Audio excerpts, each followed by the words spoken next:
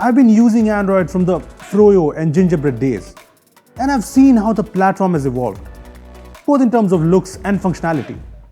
Android today is known as arguably the most feature-rich mobile operating system. While the Google platform has surely matured a lot, there are still a number of features that Android natively lacks.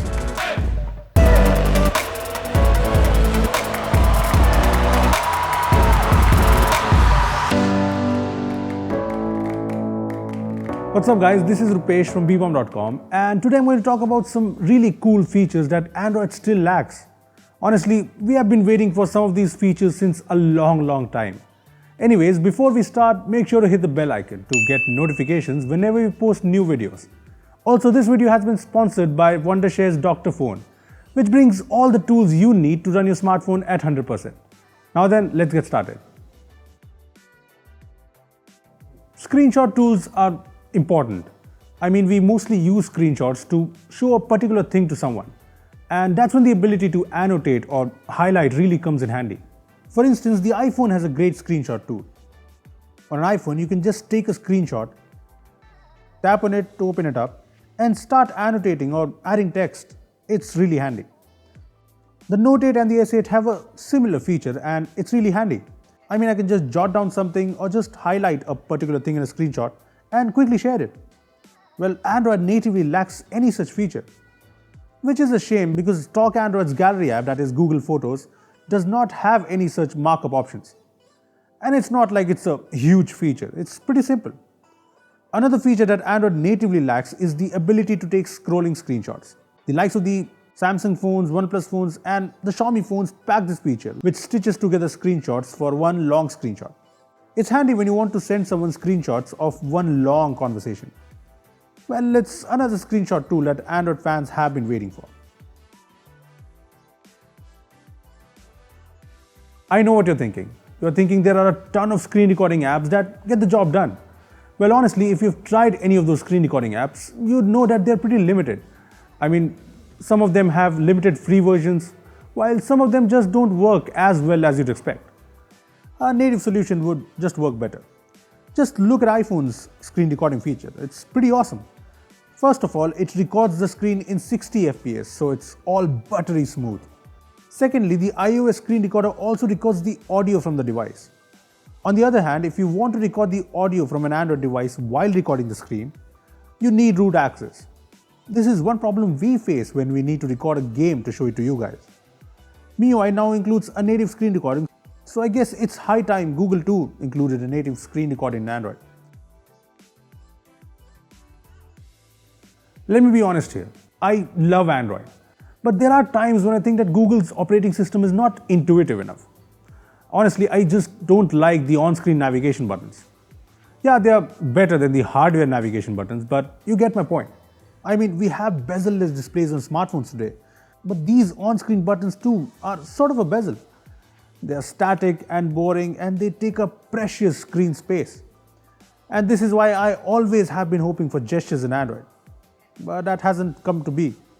Gestures are just a lot more fun and natural. In fact, I like the gestures on the iPhone X. Yes, the phone that I love to hate.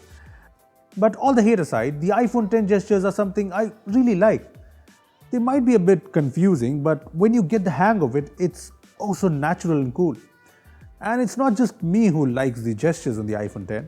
OnePlus too seems to have a liking for it, because the company recently brought very similar gestures to the OnePlus 5T. I tried it out, and while some of the gestures need work, the gesture for going home is remarkably well implemented. Honestly, having gestures in Android just makes sense. Who likes tapping buttons? Plus, we should be seeing more bezel-less phones, and I really don't want to see the boring on-screen navigation buttons on them. Let's admit it, sharing photos, videos, music, or any other files on Android devices isn't very straightforward.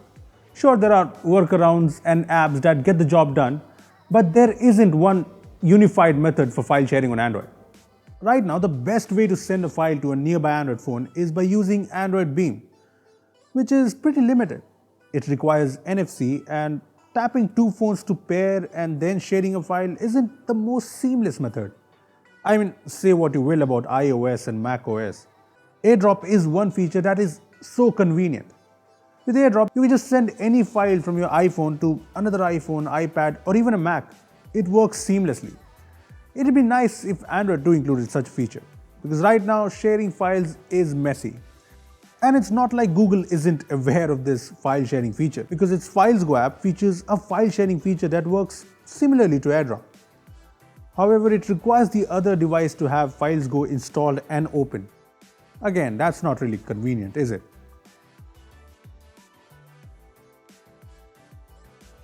Yes, full backups, another feature that we Android fans have been desperately waiting for. I mean, there are convoluted methods to make a full backup of an Android device, but not everyone wants to go through that. I mean, not everyone wants to root the device or use ADB just to make a backup of their Android device. Well, I certainly don't. Sure, some data is backed up by Google, like call history, contacts, texts, device settings, data of some of the apps, but it's not full backup by any means. Honestly, Google can take a page out of Apple's book and bring in iTunes-like software with just the backup feature. I mean, the ability to make full backups of an iPhone or an iPad via iTunes on Mac or Windows is just amazing. It makes switching from one iPhone to another so easy. I remember watching Devinder work on his Mac when I decided to annoy him by giving him a call on his iPhone. But to my surprise, he just rejected my call right from his Mac. I was like, that's one feature Android needs. Notification mirroring from a phone to a PC is really handy. It makes sure that you get important notifications from your phone to your PC, and you don't have to switch between a phone and a PC while you're working. And it's not like it can't be done on Android. Pushbullet is a very popular app that brings Android notifications on a PC or Mac. And these are actionable notifications. You can reply to messages, reject calls, and do a lot more. The Cortana app too lets you mirror notifications from an Android phone to a Windows PC.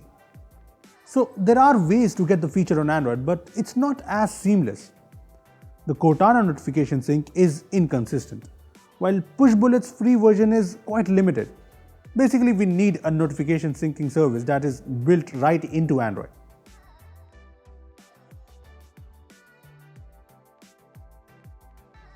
Clipboard is another feature that Android really needs to have. I mean, one of my favorite features of the Galaxy Note 8 and the S8 was the Clipboard, because it was just so handy.